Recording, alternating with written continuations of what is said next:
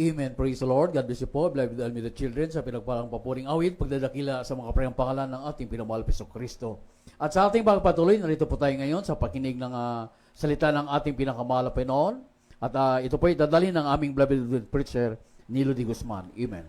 Purihin po ang ating dakilang Diyos, mga minamahal. God bless you po. Ating beloved, my co-preacher, Brother Eddie Grafani. Amen. Mga minamahal, bago po tayo dumako sa ating pong pagbubulay-bulay at pag-aaral ang banal na salita ng ating dakilang Diyos, mga kapatid, samahan po ninyo ako. Mga minamahal, hingin natin ang patnubay ng ating dakilang Diyos na buhay. Amen. Hallelujah. Dakilat mapagpala po naming Ama sa langit, aming Diyos na makapangyarihan sa lahat. Maraming salamat, mahal Panginoon, muli o Diyos, sa gintong pagkakataon na ipinagkalubos sa amin, o Diyos, na amin pong maibahagi, maipangaral ang iyong mga salita sa aming mga kababayan. Mahal Panginoon, sa pangunan at panalangin po namin, beloved Honorable Pastor Will Estrada Almeida. O Diyos, narito kami ang banal, humihingi ng patnubay, gabay. Mahal Panginoon, muli mo kaming pangunahan. Mahal Panginoon o Diyos, ipaunawa mo sa amin ang iyong mga kalooban, kahalagahan po ng kaligtasan, lalo tigit o Diyos, ang mga tagapakinig nanonood sa amin, O God, saan mang sulok ng aming mundo, mahal Panginoon, Lord God. Once again, anoint thy word, make them believe, O God. In the name of Jesus we pray, and we bind the power of darkness, hindrances, unbelief, and doubt cast out in Jesus' name. In Jesus' name. Amen. Amen. Hallelujah. Purihin ang ating dakilang Diyos, mga kapatid. Ang pinakamataas na papuri po, pagluwalhati, pagdakil at pagsamba na tatangi sa ating pinakamamahal na Panginoong Sus sa gabing ito. At ako po ay nagbibigay ng dobling pag-alang pagbati po sa propeta ng ating dakilang Diyos, ating beloved Honorable Pastor Will Estrada Almeida, at ang kanyang butihing mga anak, the Almeida children, the whole Almeida family, at patuloy po naming pag-alaala mo mahal sa ating beloved Honorable Stand Pastor Linus C. Almeida. At sa lahat po ng ating mga kamanggagawa at mga mangangaral ng Jesus Miracle Crusade, mga kapatid, saan mang sulok ng ating bansa naroroon, sa labas ng ating bansa, mga minamahal, hallelujah. Magandang gabi sa inyong lahat, mga kapatid ko. At tayo po'y makipagbukas tayo ng banal na kasulatan dito po sa ating Romans chapter 1 verse 16, mga minamahal. Ang sinasabi ng Bible, for I am not ashamed of the gospel of Christ, for it is the power of God unto salvation to everyone that believeth. Amen. To the Jew first, and also to the Greek. Basahin po natin sa Tagalog, David. Dito po sa aklat ng Roma, Kapitulo 1, versikulo 16, sapagkat hindi ko ikinakaya ang Ebanghelyo, sapagkat siya ang kapangyarihan ng Diyos sa ikaligtas ng bawat sumampalataya, una sa Hudyo at gayon din sa Grigo. Amen. Purihin ang dakilang Diyos sa kanyang salita, may mahal, ng ating mahal na magpala, mga kapatid, sa ating unang talata. Amen. Hallelujah. The power of the gospel, mga kapatid. Ito po ang ating pag-aaralan. The power of the gospel. Amen. Hallelujah. Mga minamahal, ang gospel po, mga kapatid ko, ay powerful. Amen.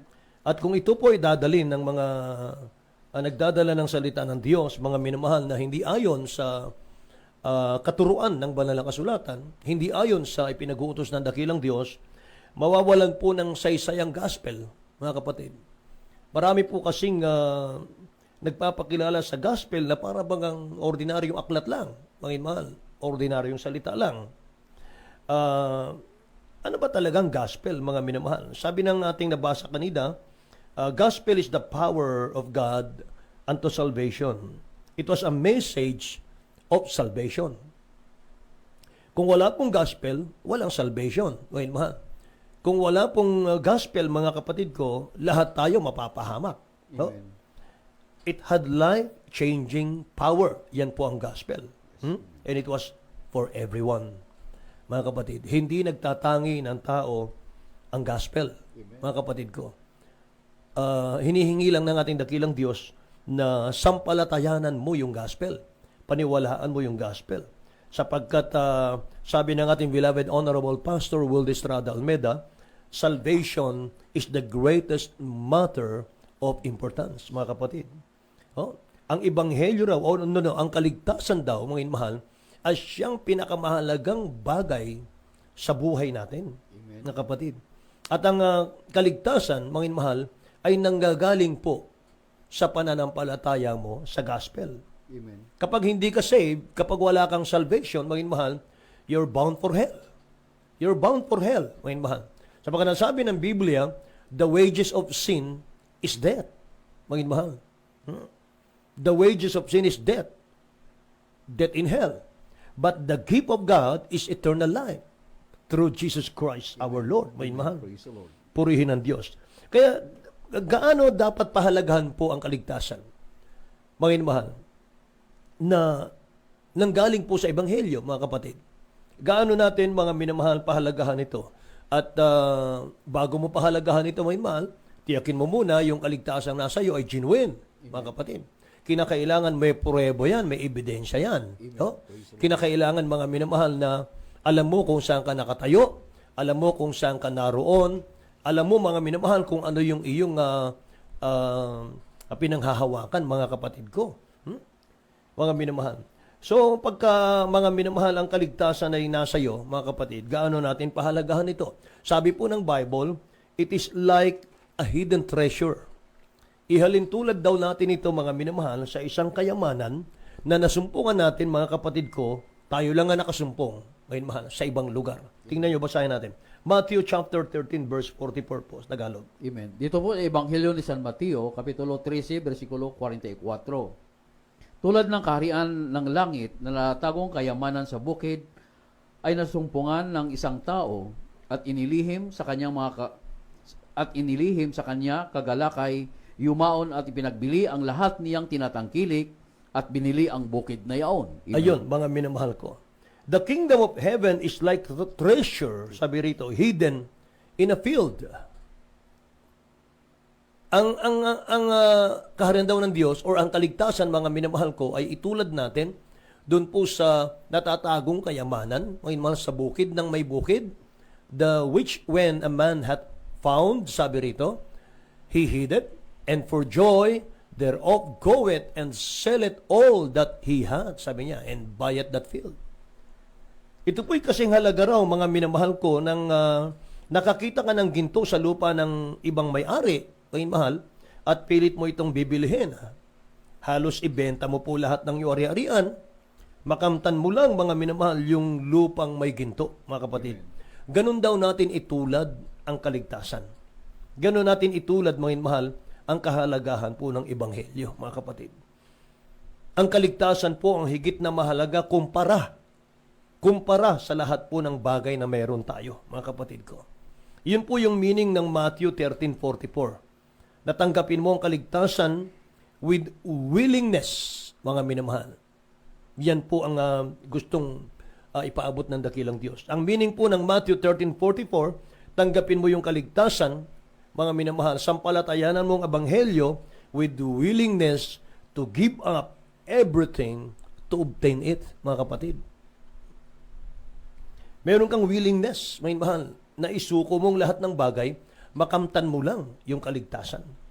Kaligtasan po ang pinakamahalaga sa buhay ng mga totoong Kristiyanong aakit sa langit, mga kapatid.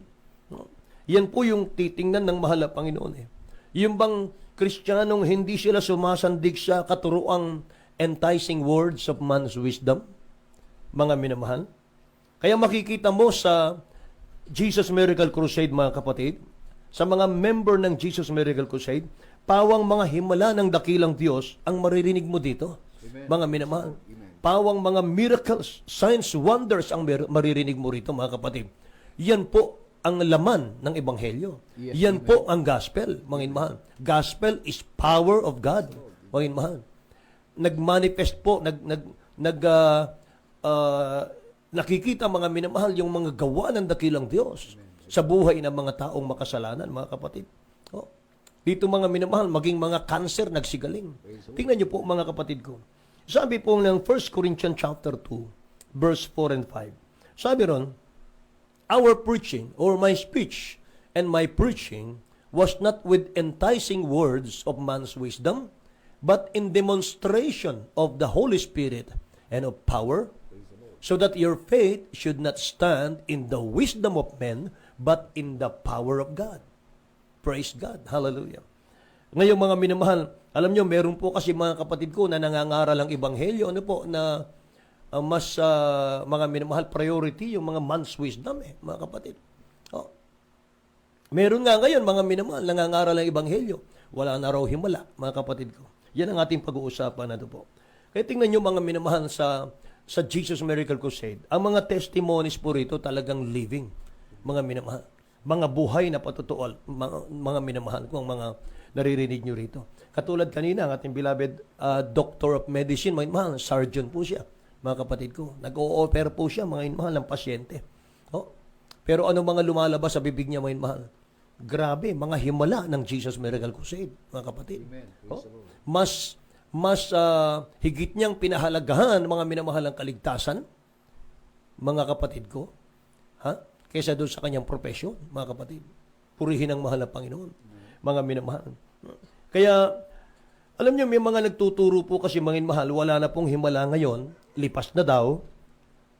Kaya para sa mga kaibigan po natin, mga minamahal na mga preachers, mga pastors, mga kapatid sa iba't ibang fellowship, ipinapangaral po mga minamahal ng gospel, wala ng miracle ngayon, lipas na, mga kapatid ko. Unang-unay, wala ka namang makikitang nakasulat sa Bible na lipas na ang miracle Ang mababasa mo ron, mga minamahal, Jesus Christ, He's the same yesterday, today, and forever. Amen. Praise the Lord. Amen. Wala siyang pagbabago, mga minamahal. Yan ang mababasa mo ron. Kaya kung totoong lipas na yung himala, mga mahal, assuming po, lipas na yung himala, bakit po tayo mangangaral ng ebanghelyo? Bakit pa kayo nangangaral? Mga minamahal, wala nang kwenta yung ating paglilingkod, wala nang kwenta yung pananampalataya, mga kapatid. Kasi wala nang power yung gospel Mga mahal, granting without admitting po yan, mga kapatid ko. Kung talagang wala nang power yung gospel, mga minamahal, wala na tayong kaligtasan. Pero iba ang turo ng aming beloved Honorable Pastor Will Estrada Almeida. Amen. Mga minamahal, iba, mga kapatid ko. Mapapatunayan mo na ikaw po ay nasa buong katotohanan. Amen. At mga minamahal, ikaw po ay totoong may kaligtasan, mga kapatid. Purihin ang mahal na Panginoon sapagkat nangyayari dito yung mga miracle na hindi kayang gawin ng tao. Yes, mga minamahal, hindi kayang gawin ng tao. Kaya mga kapatid, huwag nating ipapahamak ang mga tao, mga minamahal.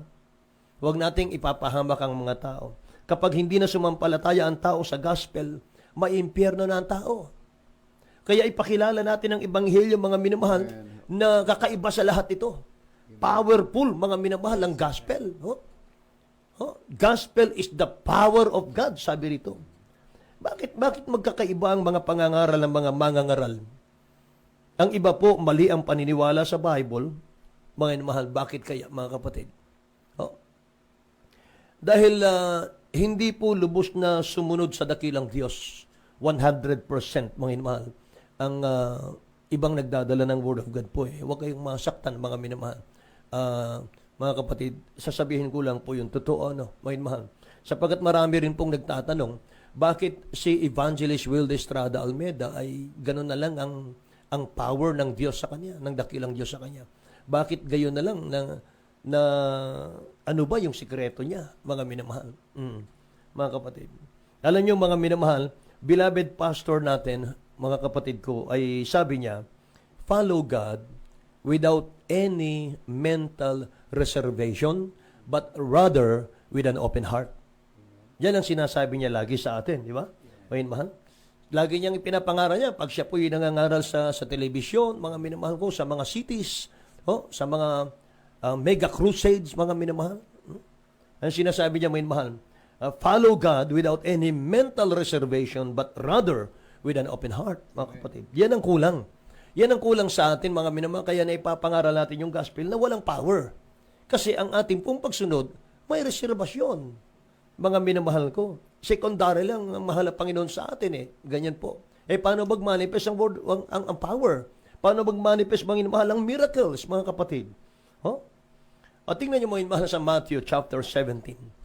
Verse 14 hanggang 21 po, mga minamahal. Basahin natin sa Tagalog, po. Kasi dito, mga minamahal. Kaya, mga kapatid ko, nangangaral tayo na wala pong himala ang gospel, mga minamahal, dahil dito. May kulang Tingnan niyo, mga minamahal. Amen. Dito po, Ebanghelyo ni San Mateo, Kapitulo 17, magmula sa versikulo 14 hanggang 21. At pagdating nila sa karamihan ay lumapit sa kanya ang isang lalaki na sa kanya ay lumuhod at nagsabi, Panginoon, mahabag ka sa aking anak na lalaki sapagkat siya ay himatayin at lubhang naghihirap sapagkat madalas na siya ay nasusugba sa apoy at madalas sa tubig. At siya dinala ko sa inyong mga alagad at hindi nila siya mapagaling. At sumagot si Jesus at sinabi, Ulahing walang panampalataya at taksil, hanggang kailan titiisin ko kayo, dalhin ninyo siya rito sa akin. At pinawakaan ni Jesus ang mga demonyo ay lumabas sa kanya at ang batay gumaling mula ng oras ding yaon. Na magkagayoy nagsilapit na bukod ang alagad kay Jesus at nagsabi, Bakit baga hindi namin mapalabas yaon? At sinabi niya sa kanila, dahil sa kauntian ng inyong panampalataya, sapagkat katotohanan ng sinasabi ko sa inyo, kung magkaroon kayo ng panampalataya na kasing laki ng butil ng binhi ng mustasa, ay masabi ninyo sa bundok na ito, lumipat ka mula rito hanggang doon, at ito'y lilipat, at sa iyo'y hindi may pangyayari. Datapwat ang ganito'y hindi lumalabas, kundi sa pamamagitan ng panalangin at ayuno. Purihin ang ating dakilang Diyos, mga minamahal. Isang lalaki po, mga kapatid, lumapit sa dakilang Diyos. Mayroon siyang anak na lunatic, mga minamahal. Nilapit sa mga apostol. At yung mga apostol, hindi nila napalabas, mga minamahal. In the name of Jesus, hindi nila napalaya. Dumating ang dakilang Diyos, mga minamahal, pinagalitan yung mga apostol, mga kapatid. At pinanalangin ng mahal na Panginoon, mga minamahal, lumaya. Privately, lumapit ang mga disipulo. Ang sabi nila, mahal na Panginoon, bakit hindi namin napalabas? Sabi ng dakilang Diyos, mga minamahal, dahil sa unbelief ninyo. Dahil sa unbelief ninyo. Sabi niya sa 21, mga kapatid, howbeit, this kind goeth not out, but by prayer and fasting. Amen. Yun ang kulang Yung prayer and fasting, yun ang kulang, mga minamahal. Hindi naman po, mga kapatid, na palagi naming sinasabi po sa ating programa, ating beloved Honorable Pastor Will Estrada Almeida ay talagang hindi lang once na nag 40 days fasting, mga kapatid ko, napakaraming beses. Meron pa pong 3 months mga minamahal ko, na hindi talaga kumain straight, mga kapatid. Naipon lahat yun. Minamahal, kaya naman hindi natin nakikita sa pulpito ang ating beloved Honorable Pastor na nangangaral. Pero mga kapatid, grabing mga himala Grabing mga miracles na binubuhos ng ating mahal na Panginoon Kristo sa ating pong mga krusada, sa ating mga gawain, mga minamahal, San Malaro ng Jesus Miracle Crusade. Mga kapatid, napakahalaga po nito. Ay, mahal, napakahalaga na malaman po natin, mga kapatid, na ito po ang sikreto ng ating beloved Honorable Pastor Will Estrada Almeida. Mga minamahal, longer fasting po, mga kapatid. Longer fasting and prayer. Mga minamahal, nag-pray po ng 20 hours a day, mga kapatid. Nagpupuri sa mahal pa ng 20 hours a day. Kung mapuspos sa isang araw, mga minamahal, na 14 times to 16 times a day, mga kapatid. Grabe, mga minamahal, grabe mga himala, mga kapatid. Kung totoo sabi ng banal na kasulatan, hindi ka makapagpapalabas, mga minamahal, ng karamdaman sa pangalan ni Jesus kung wala kang prayer and fasting. Kaya ito ang kulang sa maraming mga ngaral ngayon kung bakit ipinapangaral na lamang natin ang Ebanghelyo na walang himala. Mga minamahal, nalipas na ang himala. Hindi po, mga minamahal. Hindi po, mga kapatid ko. Kapag pinangaral mo ang gospel, walang miracle, magalit ang Diyos. Magagalit ang Diyos. Bakit? Inutusan niya mga apostol, mga minamahal, pag nangaral kayo ng Ebanghelyo, magpagaling kayo ng mga sakit. Pangalan ng Jesus, mga minamahal. O pag hindi natupad yun, mga mahal, magalit ang Diyos. Amen. Tingnan nyo, Matthew chapter 10, verse 8, mga kapatid. Amen. Dito po sa Ebanghelyo ni San Mateo, Kapitulo 10, versikulo 8. Magpapagaling kayo ng mga may sakit, magbangon kayo ng mga patay, maglinis kayo ng mga kitong, magpalabas kayo ng mga demonyo, tinanggap ninyo walang bayad, at ibigay ninyong walang bayad. Tingnan nyo, mga minamahal, sino ang kausap ng dakilang Diyos dyan? Yung mga apostol, mga mahal. Ano po ang utos ng dakilang Diyos sa kanila? Humayo kayo dala-dalawa. Humayo kayo, ipangaral ang Ebanghelyo. Mga mahal. Sa pangangaral ng Ebanghelyo, may utos ang dakilang Diyos. Sabi niya, magpagaling kayo ng mga may sakit. Magpabangon kayo ng mga patay. Magaglinis kayo ng mga ketong. Mangagpalabas kayo ng mga demonyo. Tinanggap ninyong walang bayad, ibigay ninyong walang bayad. So pag hindi nangyari yan sa mga mangangaral, magagalit ang Diyos. Ay mahal. At nakakatakot mga kapatid, yung ipangaral ng Ebanghelyo, kulang-kulang. Mga minamahal, delikado mga kapatid. Dahil burahin ng Diyos ang pangalan mo sa aklat ng buhay. Sabi ng Revelation yan, chapter 22, verse 18 and 19. Maging mahal. Oh? Kaya mga kapatid nung ang mga apostol, ang dakilang Diyos nung siya po ay mag-resurrect. Maging mahal. Siya po ay umakit na sa langit, iniwan ng mga apostol. Utos ng malapay ng mangaral sila. Maging mahal. Ngayon, ang tanda mga kapatid na nasa buong-buong katotohanan ka, mga minamahal. Hindi po pinag-uusapan dito yung nag-aral tayo ng theology, nag-aral ka ng Bible school, mga minamahal. Ang ating pag-aralan yung ngayon, mga minamahal, yung Word of God, sitas por sitas, mga kapatid. Oh? Ngayon, mga minamahal, kapag inutusan ka ng mahal ng Panginoon, mga kapatid, ang tanda, nakasama mo ang dakilang Diyos. Ito, Mark chapter 16, verse 20. Dito po, Ebanghelyo ni San Marcos, Kapitulo 16, versikulo 20. At nagsialis sila at nagsipangaral sa lahat ng dako, na gumawang kasama nila ang Panginoon at pinatutuhanan ang salita sa pamamagitan ng mga tandang kalakip. Siya nawa. Amen. Umpisa natin, beloved, sa 19, mga kapatid. Dito po, Ebanghelyo ni San Marcos, 16, 19 to 20, para malaman natin sino yung kausap niya dyan. 16 na po. 19 to 20 lang. Amen. 16:20 ng Marcos. Mark chapter 16, verse 19 to 20. Amen. Dito po sa Ebanghelyo ni San Marcos, Kapitulo 16, versikulo 19 hanggang 20. Ang Panginoong Hesus ay, nang pagkatapos ng sila ay makausap niya, ay tinanggap sa itaas ng langit at lumuklok sa kanan ng Diyos. 20 po. At nagsialis sila at nagsipangaral sa lahat ng dako na gumawa kasama nila ang Panginoon at pinatutuhanan ang salita sa pamagitan ng mga tandang kalakip. Amen. Purihin ang dakilang Diyos, mga minamahal.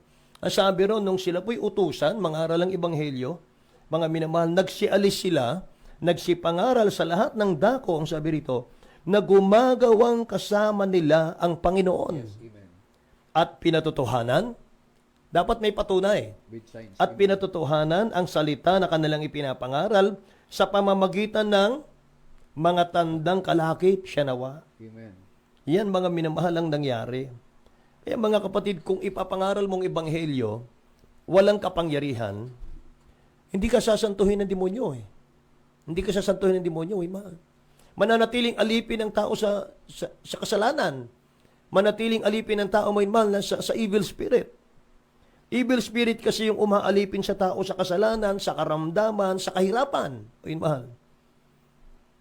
Sino makapagpalaya sa kanila kung wala ng power ang gospel, mga kapatid? Samantalang mga minamahal, sa lupang ito mayroon pong struggle tayo araw-araw. Mayroon pong evil spirit, mayroon tayong kaaway araw-araw.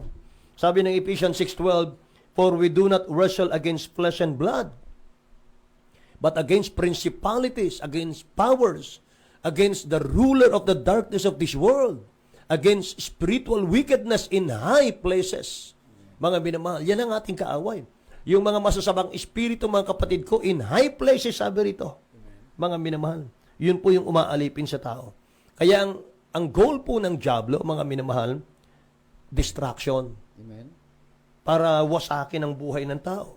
Mga minamahal, para pumatay, pumuksa, mga minamahal, mangwasak ng buhay. Amen. And Satan is like a roaring lion, sabi ng Bible. Amen. Mga minamahal, na siya'y humahanap talaga ng sisirain niya, mga kapatid. So kung walang power ang gospel, mga minamahal ko, lahat alipin ng kasalanan.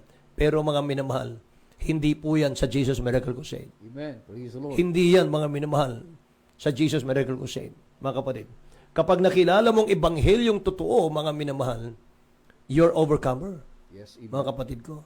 Magiging overcomer ka, mga kapatid. No? Makikita mo, mga minamahal, ang mahal na Panginoon, mga kapatid ko, yung kanyang kapangyarihan ay kasama mo, mga minamahal. No? Purihin ang ating dakilang Diyos, mga kapatid. Kaya mga minamahal, patuloy kayong makinig sa ating pong gawain.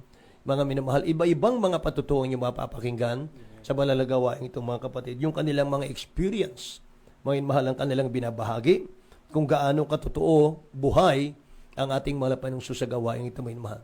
Kaya mga kapatid, katulad ng sinabi ko sa inyo kanina, bago tayo umawit, mga mahal, salvation, mga kapatid, is the greatest matter of importance. Yan ang pinakamahalagang bagay sa buhay natin, mga minamahal ko. Yan ang unahin mo, mga kapatid. Bagong lahat. Purihin ang mahal na Panginoon. Kaya naman, mga minamahal, ang tanong, mga kapatid ko, ay paano natin paglilingkuran ng dakilang Diyos? Saan tayo magsisimula? Mga kapatid, magsimula po tayo sa 4 requirements of salvation. Mga mahal. Sa Acts chapter 2 verse 38 sabi ng Bible, repent and be baptized every one of you in the name of Jesus Christ for the remission of sins, and ye shall receive the gift of the Holy Ghost. Nandiyan sa talatang yan yung 4 na sinasabi ko sa inyo. Unang-una, pananampalataya sa Word of God. Pangalawa, mga minamahal, godly repentance. Pagtalikod sa kasalanan, mga minamahal, panibagong buhay ka, mga kapatid ko, sa mga kalooban ng dakilang Diyos. Lumakad ka sa mga palatuntunan ng mahal na Panginoon. Pangatlo po ay bautismo sa tubig sa pangalan ni Jesus. Ano yung power ng baptism, mga minamahal? Ano yung bisa niyan, mga kapatid ko? Sabi sa ating nabasa, mga minamahal, for the remission of sins. Diyan mapapatawad ang ating kasalanan sa baptism, mga minamahal. Amen. At pang-apat po, ye shall receive the gift of the Holy Ghost. Dakilang Diyos ang gagawa niyan, mga minamahal. Purihin ang ating dakilang Diyos. So wala na po tayong oras, mga minamahal, at i-challenge po natin ang ating mga kapatid sa dakilang Diyos, mga minamahal. Kahit na, mga kapatid ko, sino pa tayo, mga minamahal? Gusto mo ng power ng mahal na Panginoon, mga kapatid ko? Nandito po sa Jesus Miracle Crusade, mga kapatid.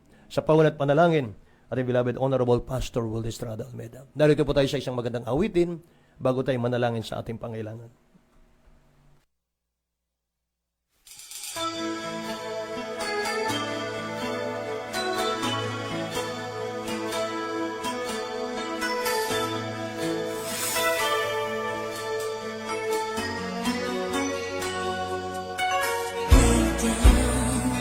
Your gaze upon the Lord,